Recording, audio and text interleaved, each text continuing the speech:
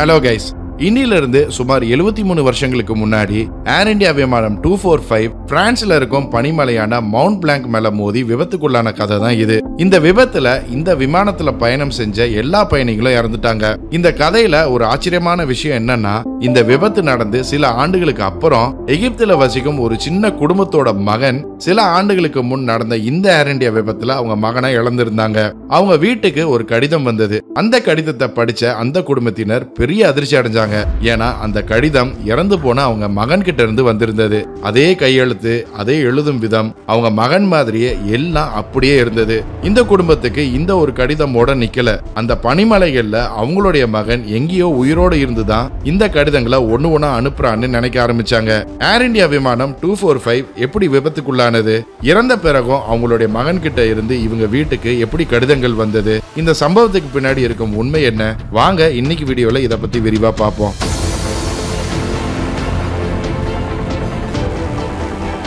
இந்த வீடியோ செம இன்ட்ரெஸ்டிங்கா இருக்க போகுது. ஸோ இந்த வீடியோவை உங்க ஃப்ரெண்ட்ஸ் அண்ட் ஃபேமிலிக்கு ஷேர் பண்ணுங்க.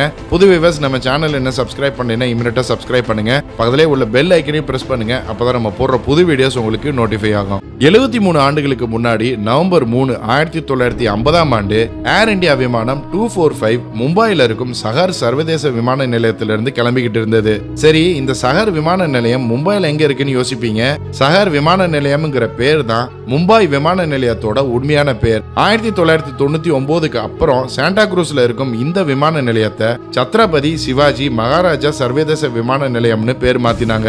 இது மாதிரி தான் 1995ல பாம்பேங்கிற பேரை மும்பைன்னு மாத்தினாங்க. சரி, விஷயத்துக்கு வருவோம். இந்த விமானம் மும்பை சஹர் இன்டர்நேஷனல் ஏர்போர்ட்ல இருந்து கிளம்பியது. இந்த விமானத்துல 40 பயணிகளும் 8 க்ரூ மெம்பர்ஸும் இருந்தாங்க. இது ஒரு நீண்ட பயணம் செய்யும் விமானம். இது முதல்ல எஜிப்ட்ல தரையிறங்கி அப்புறம் சுவிட்சர்லாந்து போய் அங்க இருந்து லண்டன்ல இருக்கும் ஹீத்ரோ ஏர்போர்ட்டுக்கு போய் சேருது. இதுதான் இந்த விமானத்தோட கடைசி ஸ்டாப். இது லாக்ஹீட் L749A கான்ஸ்டலேஷன் விமான மாடல். 4 ப்ரொபல்லர் இன்ஜின்களோட இருக்கும் முற்றிலும் ஏவியேஷன் இண்டஸ்ட்ரிக்கு புது மாடல் விமானமாகும். உங்களுக்கு வீடியோல பார்க்க பழசா தெரிஞ்சாலும் அன்றைய தேதிக்கு இது நவீன விமானமாக இருந்தது மற்றும் இதுக்கு மலபார் பிரின்சஸ்னும் பேரும் இருந்தது.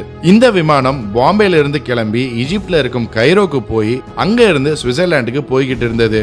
இந்த விமானம் சுவிட்சர்லாண்டை நெருங்க வானிலை மெதுவா மோசமாக தொடங்கியது. இந்த பயணம் அப்போ இந்த விமானம் பிரான்ஸ்ல இருக்கும் மவுண்ட் பிளாங்க்ங்கிற மலையை தாண்டி தான் சுவிட்சர்லாந்துல இருக்கும் ஜெனீவா ஏர்போர்ட்டை போய் சேரணும். ஜெனீவா ஏர் டிராபிக் கண்ட்ரோலும் இந்த விமானத்தை தொடர்ந்து வழி நடத்திக்கிட்டு வந்தாங்க. குறிப்பிட்ட இடத்துல இந்த விமானம் பறக்கும் போது திடீர்னு ஏர் டிராபிக் கண்ட்ரோலுக்கும் ஏர் இந்தியா விமானம் 245க்கும் இருந்த தொடர்பு துண்டிக்கப்பட்டது. பொதுவா விமானங்கள் ஏர் டிராபிக் கண்ட்ரோலோட டவர்ல இருந்து கொஞ்சம் தூரமா தள்ளி போகும்போது இப்படி தொடர்பு துண்டிக்கப்படுறது நார்மல் தான். ஆனா அது சில நிமிடங்கள்லயே திரும்பிய விமானத்தோட தொடர்பு ஏற்படும். ஆனா ஏர் இந்தியா 245 விஷயத்துல அப்படி இல்ல. இந்த விமானத்தோட திரும்பியும் தொடர்பு கொள்ள ஏர் டிராபிக் கண்ட்ரோல் தொடர்ந்து முயற்சி செஞ்சுக்கிட்டே இருந்தாங்க. ஆனா விமானத்தோட பைலட்ஸ் கிட்ட இருந்து எந்த ஒரு பதிலும் வரல. இந்த மௌனம் வேற ஏதாவது விபத்துல கொண்டு போய் விட போகுதுன்னு ஏர் டிராபிக் கண்ட்ரோல் பயந்தாங்க.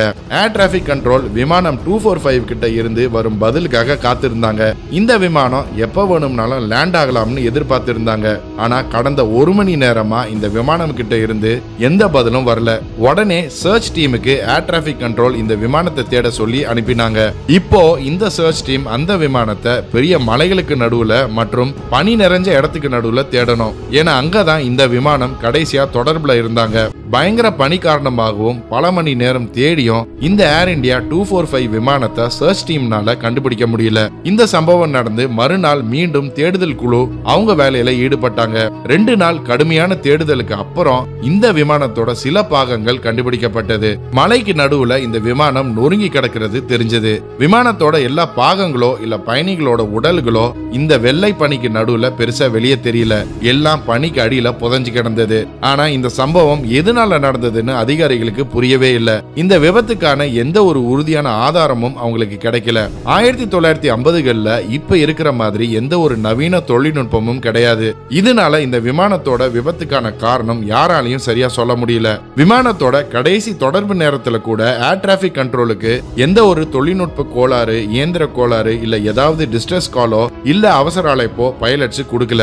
இதுல இருந்து விமானத்துக்கு எந்த பிரச்சனையோ இல்ல மெக்கானிக்கல் கோளாறுகளோ நடக்கலைன்னு உறுதியா தெரிய வந்தது.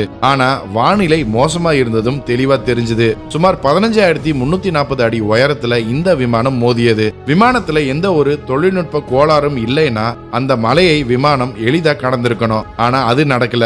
இதுக்கு வேற என்ன காரணமா இருக்க முடியும்னு சில கோட்பாடுகளை உருவாக்கினாங்க அதிகாரிகள். இதுல மிகப்பெரிய சாத்தியமான விஷயமா பார்க்கப்பட்டது என்னன்னா, விமானம் மலையோட உயரத்துல ஏற்கனவே பறந்துகிட்டு இருந்ததுனால இது தடுமாறி இந்த மலை மேல விழுந்திருக்க வாய்ப்பு இல்ல. பைலட்ஸுக்கு சரியான விஷன் கிடைக்காததுனால அவங்க மலைக்கு மேல பறந்துகிட்டு இருக்கிறோம்னு நினைச்சிருக்கலாம். மற்றும் சுத்திலும் மேகங்கள் வெள்ளையா சூழ்ந்திருக்கிறதுனால எதிரில வரும் பனிமலையும் வெள்ளையா இருந்ததுனால பைலட்ஸ் மலையை கவனிக்காம மோதிருக்கலாம்னு நம்பினாங்க. ஏன்னா 1950கள்ல இன்னைக்கு இருக்கிற மாதிரி ரொம்ப அட்வான்ஸ்டு GPS சிஸ்டமோ ஃபிளைட் சார்ட் சிஸ்டமோ இல்ல நேவிகேஷன் சிஸ்டம்ஸோ கிடையாது. அன்றைய காலத்துல விமானங்கள் ஆல்டிமீட்டர்களை பயன்படுத்தி தான் விமானத்தோட ஆல்டிடியூட தெரிஞ்சுக்கிட்டாங்க. ஆனா இந்த ஆல்டிமீட்டரும் மோசமான வானிலை மற்றும் கரடுமுரடான மலைகளுக்கு நடுவுல பறக்கும் போது அது தவறான அளவீடுகளை கொடுக்க ஆரம்பிக்கும். மேலும் வெள்ளையான மேகங்களுக்கு நடுவுல பறக்கும் போது இந்த பனிமலைகள் அவ்வளவு எளிதா பார்க்க முடியாது. அது தெரியும் போது விமானத்துக்கு திசை திருப்ப போதிய நேரம் இருந்திருக்காது. இதனாலதான் இந்த ஏர் இந்தியா விமானம் 245க்கு இப்படி விபத்து ஏற்பட்டிருக்கலாம். இன்னைக்கு இருக்கும் நவீன விமானங்கள் கடலுக்கு மேலேயோ இல்ல மலைகளுக்கு மேலேயோ இல்ல சமமான நிலத்துக்கு மேலேயோ பறக்கும் போது இது மாதிரியான விபத்துகள் ஏற்படாது. ஏன்னா இன்னைக்கு நம்ம கிட்ட primary surveillance radar, secondary surveillance radar மற்றும் செயற்கைக்கோள்கள்னு அவ்வளவும் அந்த விமானத்தை பத்திரமா போய் சேரும் வரை கவனிச்சுக்கிட்டே இருக்கும். விமானத்துல பொருத்தப்பட்டிருக்கும் வானிலை ரேடார் பைலட்ஸுக்கு தேவையான எல்லா தகவல்களையும் துல்லியமா வழங்கும். இவ்வளவு தொழில்நுட்பங்கள் மற்றும் துல்லியமான தகவல்கள் இருக்கிறதுனால இது போல விபத்துகள் இன்னைக்கு நடக்கிறது இல்ல. இது மட்டும் இல்ல, விமானம் மலைகளுக்கு மேல பறக்கும் போது அந்த பகுதியோட ஒவ்வொரு வரைபடமும் எந்த உயரத்துல பறக்கணும்ங்கிற விளக்கப்படமும் பைலட்ஸ் கிட்ட இருக்கும். அதனாலதான் இது மாதிரி விபத்துக்களை நம்ம பெருசா கேள்விப்படுறது இல்ல. சரி, ஏர் இந்தியா விமானம் 245ஓட கேஸ் சில ஆண்டுகளுக்கு அப்புறம் மூடப்பட்டது. ஆனா வேற ஒரு பயங்கரமான விபத்து நடந்தது. ஏர் இந்தியா 245 விமானம் விபத்து நடந்து 16 ஆண்டுகள் கழிச்சு ஏர் இந்தியா விமானம் 101 அதே மவுண்ட் பிளாங்க் மலையில அதே மாதிரி மோதி அதே இடத்துல விபத்துக்குள்ளானது. இன்னைக்கும் ஏர் இந்தியா விமானங்களான 245ம் சரி 101ம் சரி இந்த மவுண்ட் பிளாங்க் மலையோட பனிப்பகுதியில ஒன்னா புதஞ்சிருக்கு. இந்த ரெண்டு விபத்துகளும் நடந்து நாட்கள் கடந்தன, வருஷங்களும் கடந்தன. மெதுவா பனி உருக ஆரம்பிச்சது. பல ஆண்டுகளுக்கு முன்னாடி புதைக்கப்பட்டு இருந்த 2 ஏர் இந்தியா விமானங்களும் குப்பைகளும் வெளியே தெரிய ஆரம்பிச்சது. சில நேரத்துல இந்த விமானங்களோட இன்ஜின்கள் கண்டுபிடிக்கப்பட்டது. கொஞ்ச காலம் கழிச்சு இந்த விமானத்தோட உடைஞ்ச பாகங்கள் கிடைக்க ஆரம்பிச்சது. சில காலங்கள் கழிச்சு இந்த மலையை நிறைய பேர் ட்ரெக்கிங் ஏற ஆரம்பிச்சாங்க. 1978ஆம் ஆண்டு பிரெஞ்சு போலீஸ் இந்த மலைப்பகுதியில ரோந்து வரும்போது ஒரு சாக்கு பை மற்றும் சில கடிதங்கள் கிடைச்சது. இந்த கடிதங்கள் எல்லாம் ஏர் இந்தியா விமானம் 245ல பயணிச்ச ஒரு பயணிக்கு சொந்தமானது. அந்த பயணி 28 ஆண்டுகளுக்கு முன்னாடியே இறந்து போயிட்டாரு. ஆனா அவருடைய கடிதங்கள் எல்லாம் இந்த பணியில பத்திரமா புதஞ்சு கிடந்தது. இந்த போலீஸ் ஆபீசர்ஸ் இந்த கடிதங்கள் எல்லாத்தையும் போஸ்ட் பண்ண முடிவு பண்ணாங்க. அதுக்கு ஏத்த மாதிரி மொத்தம் 55 கடிதங்களை அனுப்பினாங்க. சில நாட்களுக்கு அப்புறம் அந்த கடிதங்கள் எல்லாம் அந்த இறந்து போன பயணியோட வீட்டு கதவை தட்டியது. இந்த கடிதங்களை பார்த்த அந்த பயணியோட வீட்டுல மிரண்டு போனாங்க. இந்த வீடியோ ஆரம்பத்துல சொன்ன அந்த எகிப்து குடும்பம் தான் அது. கண்டிப்பா இறந்தவங்கனால இந்த கடிதங்களை அனுப்ப முடியாது. சில நாட்கள் கழிச்சு தான் இந்த கடிதங்கள் எல்லாம் யாரோ ஒருவரால் போஸ்ட் பண்ணப்பட்டிருக்குன்னு அவங்களுக்கு தெரிய வந்தது. ஏன்னா 28 ஆண்டுகள் கழிச்சு இந்த கடிதங்கள் வந்த போது அவங்களுடைய மகன் உயிரோட தான் இருக்கான்னு அவங்க நினைச்சாங்க. இதே மாதிரி இந்த பனிமலையில இருந்து 1966ஆம் ஆண்டு வந்த இந்திய நியூஸ் பேப்பர் மற்றும் இந்திய அரசாங்கத்துக்கு சொந்தமான சில ரகசிய டாக்குமெண்ட்ஸும் கிடைச்சது. இது மாதிரி இன்னும் இந்த மவுண்ட் பிளாங்க் மலையில எவ்வளவு ரகசியங்கள் புதஞ்சு கிடக்கோ தெரியல. இனி வரும் காலங்கள்ல இந்த ஏர் இந்தியா விமானம் நினைவா நிறைய பொருட்கள் கிடைக்கலாம். ஓகே கைஸ், இன்னைக்கு வீடியோ அவ்வளவுதான். நீங்க பார்த்த இந்த வீடியோ மாதிரியே இன்னும் நிறைய உண்மை கதைகள் நம்ம சேனல்ல இருக்கு. அது எல்லாத்தையும் கண்டிப்பா பாருங்க. இந்த வீடியோ பிடிச்சிருந்தா லைக் பண்ணுங்க, ஷேர் பண்ணுங்க. போன வாரம் கமெண்ட் பண்ண மொத 10 பேரை பார்ப்போம்.